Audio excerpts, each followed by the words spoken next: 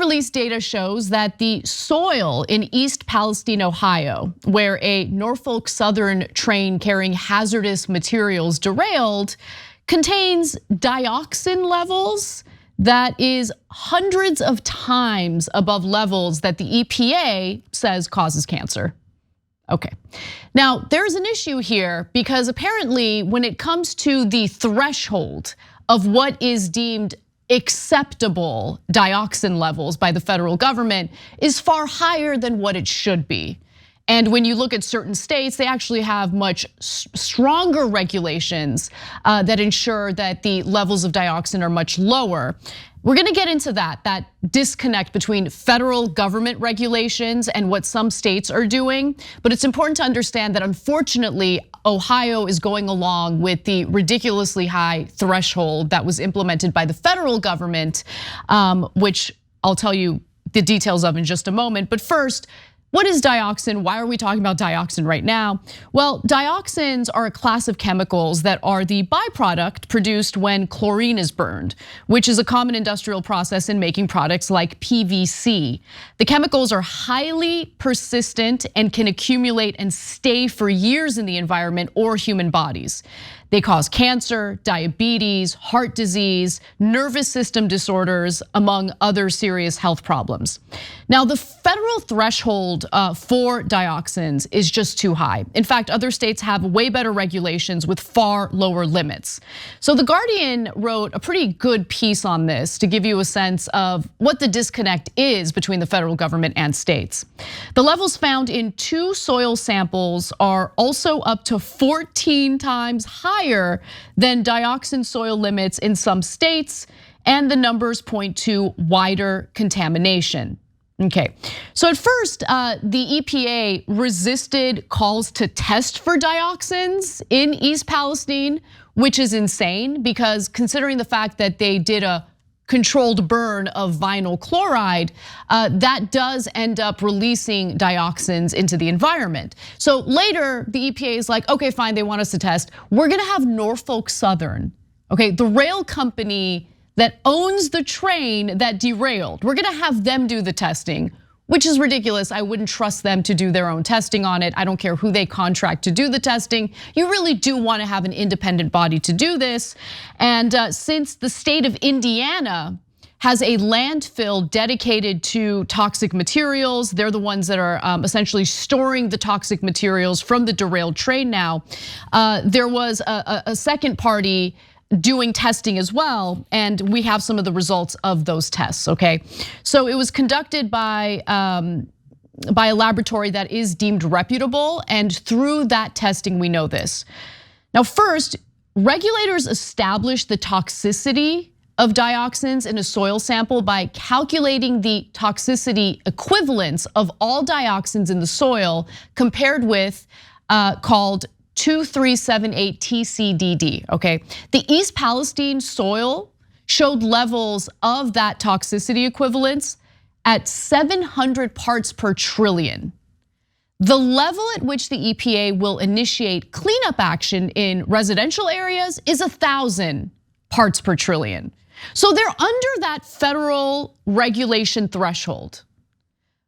But that federal regulation threshold is just too high. In fact, back in 2010, the EPA under the Obama administration proposed lowering that threshold considerably because they argued the threshold not only is so high that even at lower levels, the existence of these dioxins have been linked to cancer. So we need to bring the threshold much, much lower.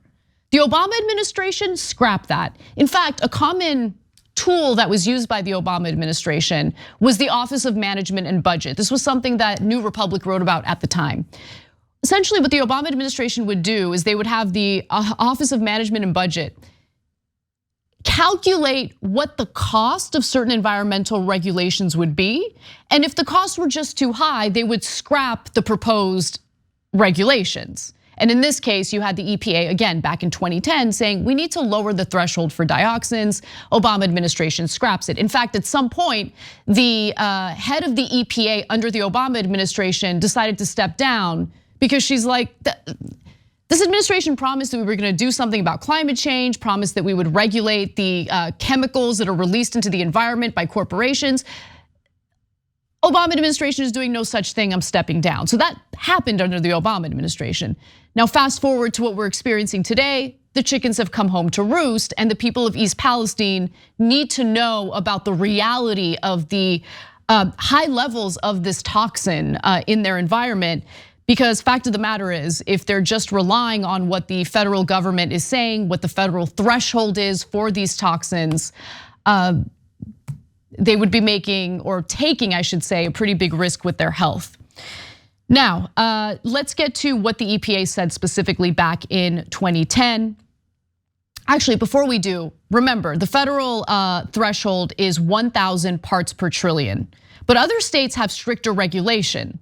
How strict? Well, the cleanup triggers are much lower in many states, 90 parts per trillion in Michigan, and 50 parts per trillion in California. Again, the current federal threshold is 1,000 parts per trillion. Now let's go to the EPA scientists in 2010 because they put the cancer risk threshold for dioxins in residential soil at 3.7 parts per trillion. And the agency recommended lowering the cleanup trigger to 72 parts per trillion. So just let that sink in. That is what the EPA said back in 2010.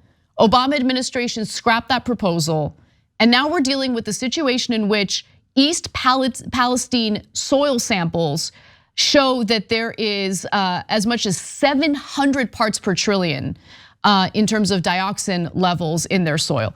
So Stephen Lester, who's a toxicologist and who has researched dioxins for 40 years, said this: when you run the numbers and do your best state-of-the-art risk calculations, okay, that's the number you get for the cancer risk. That's why dioxins are described as one of the most toxic chemicals ever created.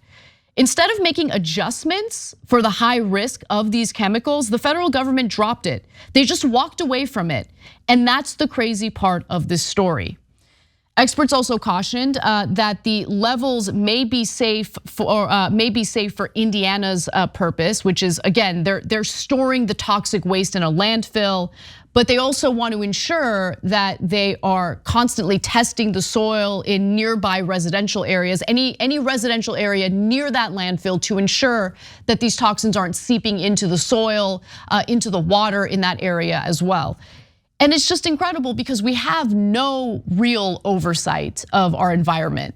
When it comes to corporations, who of course have the ability to provide limitless campaign donations, otherwise known as legalized bribes, to our government officials, to our candidates, well, they have more of a say over our environment than we do.